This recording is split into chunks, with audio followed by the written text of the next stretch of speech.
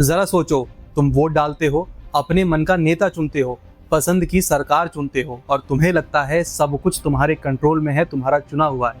लेकिन अगर वही सरकार संविधान को अपने हिसाब से बदलने लगे, मीडिया को दबाने लगे, अदालतों पर कब्जा करने लगे, तो तुम्हारी चुनी हुई डेमोक्रेसी कितने समय तक रह पाएगी। वीडेम नाम की एक संस्था है जो हर साल दुनिया के लोकतंत्र की हालत पर रिपोर्ट जारी करती है। इनकी 2026 की रिपोर्ट कह रही है कि दुनिया की 74% आबादी ऑटोक्रेसी में जी रही है, सिर्फ 26% आबादी के ही नसीब में डेमोक्रेसी है। ग्लोबल डेमोक्रेसी 1978 के स्तर पर गिर गई है। तो गुरु, आज हम डेमोक्रेसी की मौजूदा हालात और उसके फ्यूचर को समझने की कोशिश करेंगे। पूरा वीडियो अंत तक जरूर देखना, क्योंकि इसमें कुछ ऐसे सवाल हैं जो तुम्हें सोचने पर मजबूर कर देंगे। तो गुरु, बात ऐसी है कि पहले ये समझ लो कि दुनिया कहाँ खड़ी है। दुनिया में खुली तानाशाही तो कुछ ही देशों में है, लेकिन असली कहानी उससे ज्यादा कॉम्प्लेक्स है। वीडेम की रिपोर्ट कह रही है कि कई देश कहने को ही डेमोक्रेटिक हैं, लेकिन असल में वो इलेक्टोरल ऑटोक्रेसी हैं। दिमाग घूम गया ना? मतलब इलेक्शन तो हो रहे हैं, लेकिन असल freedom, free speech, free press, संस्थानों की आज़ादी ये धीरे धीरे कमजोर पड़ रहे हैं। मैं तुमको कुछ एग्जाम्पल देकर समझाता हूँ। हंगरी में विक्टर ओरबान ने लोकतांत्रिक तरीके से चुनाव जीता, सत्ता में आया, लेकिन फिर धीरे धीरे संविधान को अपने हिसाब से बदलने लगा, मीडिया और अदालतों पर कब्जा करने लगा। आज वो खुद को इलिबरल डेमोक्रेसी कहते हैं। तुर्की को देख लीजिए, 2016 में मिलिट्री कूप के खिलाफ जनता ने राष्ट्रपति एर्दोगन का साथ दिया, लेकिन बाद में राष्ट्रपति ने उन्हीं में से हजारों लोगों को जेल में डाल दिया, मीडिया और अन्य संस्थानों पर कब्जा कर लिया। वेनेजुएला में महंगाई इतनी बढ़ गई कि लोगों का प्राइमरी फोकस बेसिक सर्वाइवल पर शिफ्ट हो गया।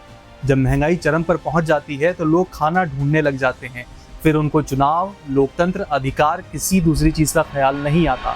और यही इकोनॉमिक केओस एक तानाशाह का सबसे बड़ा दोस्त होता है। अमेरिका में पोलराइजेशन इतना बढ़ गया है कि लोग एक दूसरे से बात करना भी भूल गए हैं।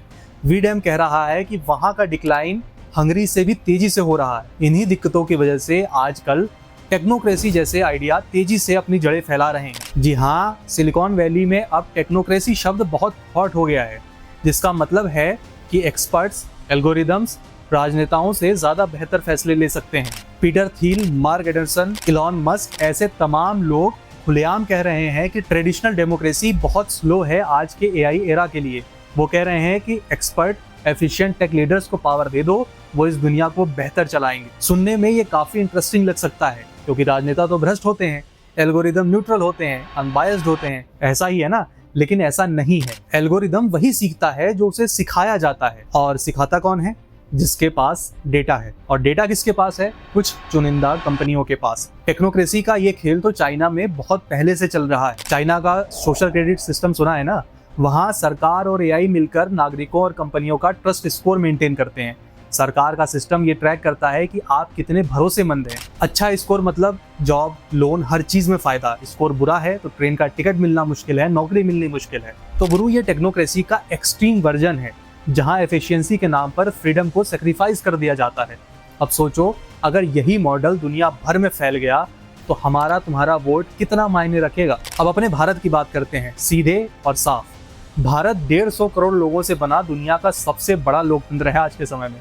रेगुलर चुनाव होते हैं, संवैधानिक तरीके से सत्ता ट्रांसफर होती है।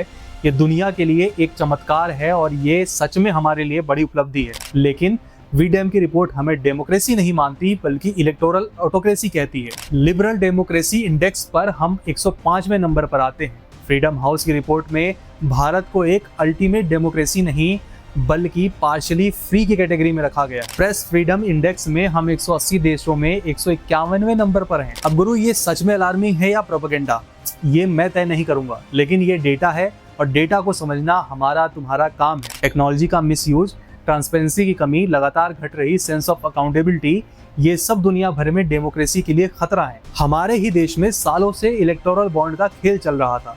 कंपनियों से पार्टियों को मोटा फंड मिलता था, लेकिन उसका कोई लेखा जोखा नहीं था। आज सोशल मीडिया को नैरेटिव बनाने के हथियार की तरह इस्तेमाल किया जाता है। यानी हमारा फैसला असल में हमारा ही है, ये जरूरी नहीं।